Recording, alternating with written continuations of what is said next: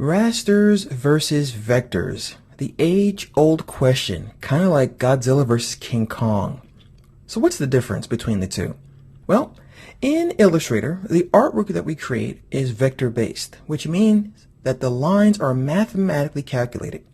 So when I click on this artwork here of this crazy dragon, you see that we have all these points here.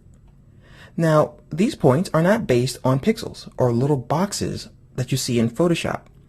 These are crisp no matter how close we zoom in, which is very cool. Theoretically, we could zoom this image up to the size of the galaxy and it will still be crisp. Now, I haven't yet had a chance to test that theory, but I do plan to do so one day. So as you can see here, I'm going to zoom in and I'm going to keep going until my magnifying glass can't go anymore. I'm at 6400%. This line is crisp. The whole illustration is just beautiful. So I'll go ahead and double click on the hand tool. So the way this works is these points here all lie on a path. And on this path, we have these handles. And these handles dictate how these are going to curve. So these handles here are lying tangent to the curve.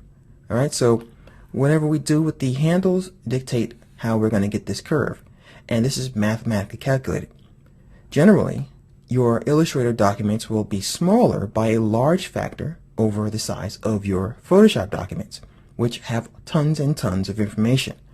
So I'm going to leave the dragon alone, and we're going to head over to Photoshop, where ironically, there is a Godzilla.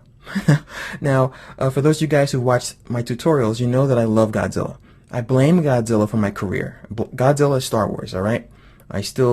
Actually, I have a Godzilla on my desk right now. I'm looking right at him.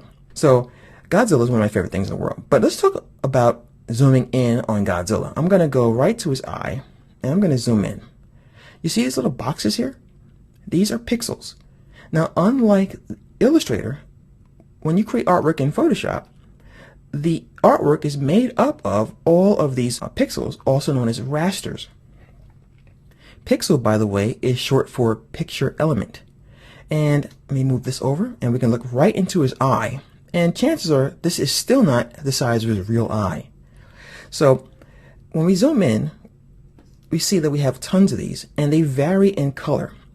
So Photoshop has to keep track of where this pixel is, where this pixel is, where this one is, and the colors of each one of them.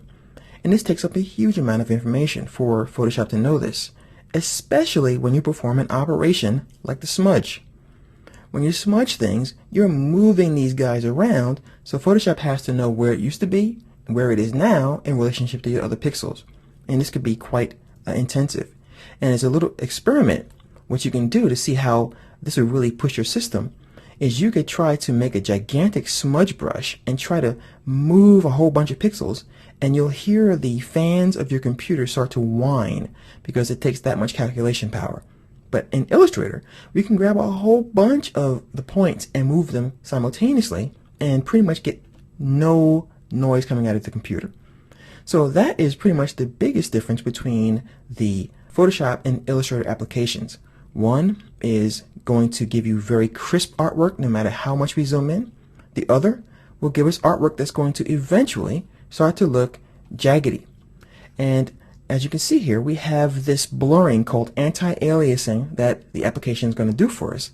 It gives us the illusion that it's a smooth line. So we have this dark pixel and this dark pixel, and we have this light gray one, and when we zoom all the way out, our eye thinks that it's smooth. In Illustrator, we don't have that problem because everything is smooth. So if you ever have questions, or if anybody ever wants to know, why choose one application over the other, well, Photoshop's going to give you a more realistic look. Illustrator's going to give you that traditional vector look where everything's nice and clean no matter what you do. However, you can take some filters inside of Illustrator and you can smooth this out.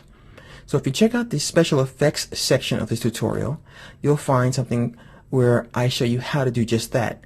And I'll show you how to make some soft edges. So you can indeed get some kind of raster artwork inside of Illustrator.